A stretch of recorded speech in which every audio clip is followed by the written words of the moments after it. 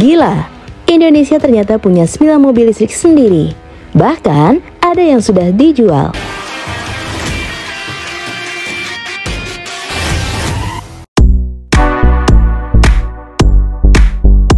Siapa bilang mobil listrik cuma bisa dibuat oleh merek luar negeri? Ternyata Indonesia juga punya deretan kendaraan listrik buatan anak bangsa yang gak kalah keren. Dari supercar sampai minibus komersial, semuanya hasil karya orang Indonesia sendiri. Bahkan ada yang sudah dijual. Nah, apa saja itu? Mari kita bahas satu persatu.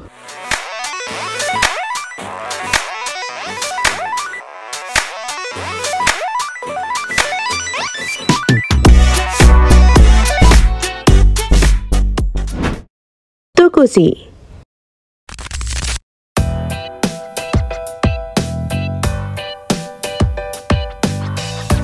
Kita mulai dari yang paling ikonik. Tahun 2012, nama Tukusi sempat bikin heboh dunia otomotif Indonesia. Mobil sport listrik karya Danes Surtiatama ini digadang-gadang mampu melaju hingga 200 km per jam dengan jarak tempuh lebih dari 300 km sekali cas. Desainnya futuristik banget dan bahkan digadang-gadang bakal jadi mobil nasional. Sayangnya, proyek ini terhenti setelah kecelakaan uji coba di Magenta pada tahun 2013. Meski begitu, Tukusi tetap tercatat sebagai pionir mobil listrik Indonesia.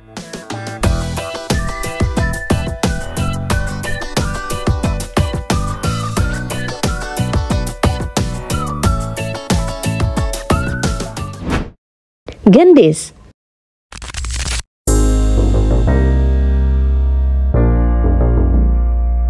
Kalau Tukusi adalah mobil sport, Gendis justru datang dengan konsep yang lebih membumi. Dirancang oleh Ricky Elson, mobil listrik ini berbentuk MPV 7 penumpang yang nyaman dan efisien. Gendis dirancang untuk masyarakat Indonesia yang butuh kendaraan keluarga hemat energi.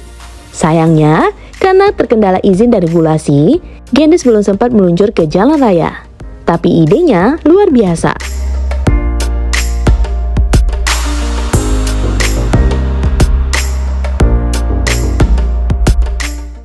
DFSK Gelora E.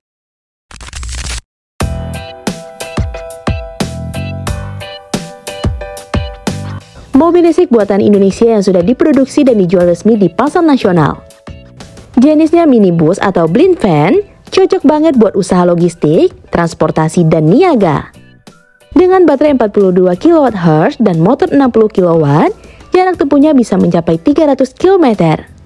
Harganya mulai dari 350 jutaan. Akhirnya, ada juga mobil listrik lokal yang bisa dibeli masyarakat Indonesia.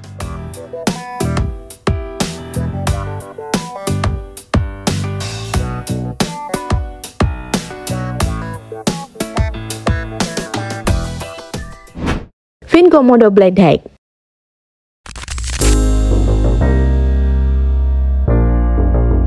Buat yang suka tantangan, ini dia mobil listrik off-road buatan lokal, Vincomodo Blade Hack.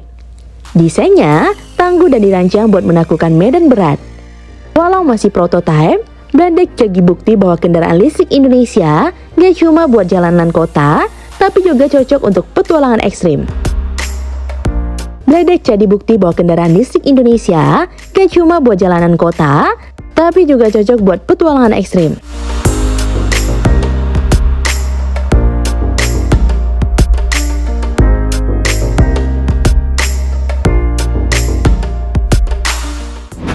Hevina.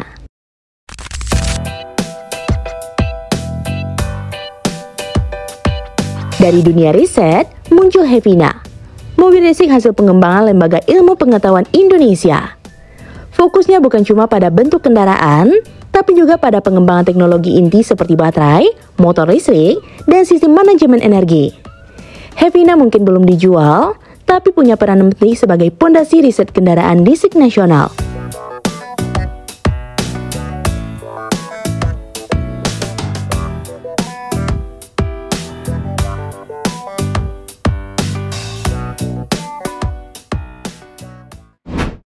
Selo.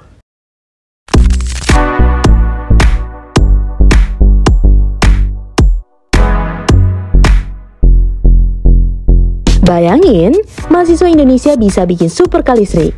Itulah Selo, mobil Mobil listrik dengan desain futuristik yang lahir dari tangan-tangan kreatif anak muda. Meski cuma proyek edukatif, selalu pernah dipamerkan dan berhasil menarik perhatian publik. Mobil ini membuktikan kalau generasi muda Indonesia punya potensi besar di dunia otomotif listrik.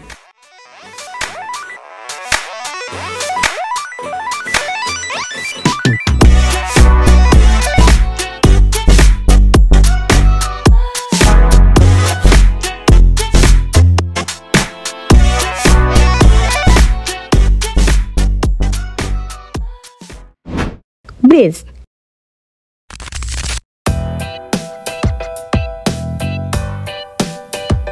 Masih dari dunia pendidikan.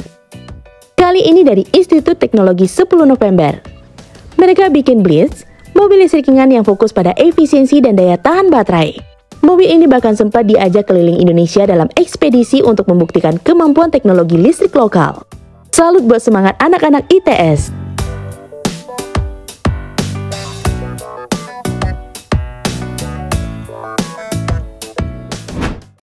Bimasena. Kalau kamu pikir mobil listrik lokal cuma buat kalangan menengah, tunggu dulu. Ada Bimasena, sedan listrik berdesain mewah yang diklaim punya baterai 100 kWh dengan jarak tempuh mencapai 600 km. Walau masih tahap pengembangan, Bimasena membuktikan bahwa Indonesia juga mampu menciptakan kendaraan listrik berkelas premium.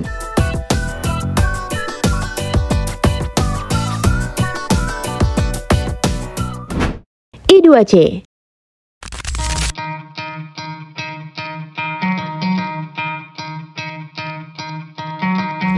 Terakhir ada I2C, mobil konsep hasil kerjasama PT Teknologi Militer Indonesia dengan perusahaan desain ternama asal Italia Ital Design. Mobil ini debut di ajang Gias 2025, menampilkan perpaduan teknologi lokal dengan sentuhan internasional. I2C jadi simbol bahwa industri otomotif Indonesia mulai berani tampil di panggung global.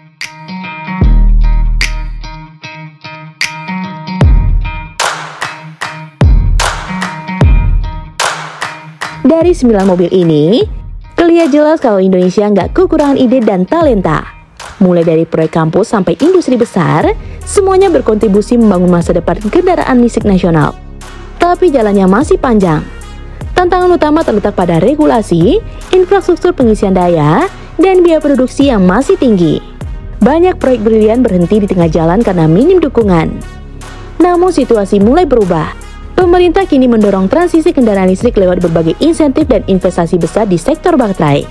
Dengan dukungannya tepat, bukan mustahil suatu hari nanti mobil listrik buatan Indonesia bisa bersaing di pasar global. Dari Tukuchi yang legendaris, Gendis yang pionir, hingga Glora E yang sudah bisa kamu beli sekarang, semuanya menunjukkan satu hal, Indonesia bisa. Ini bukan lagi mimpi, tapi kenyataan bahwa anak bangsa mampu menghadirkan kendaraan listrik yang membanggakan. Tinggal menunggu waktu sebelum dunia benar-benar mengenal nama Indonesia sebagai salah satu pemain penting di era otomotif masa depan. Nah, gimana menurut teman-teman?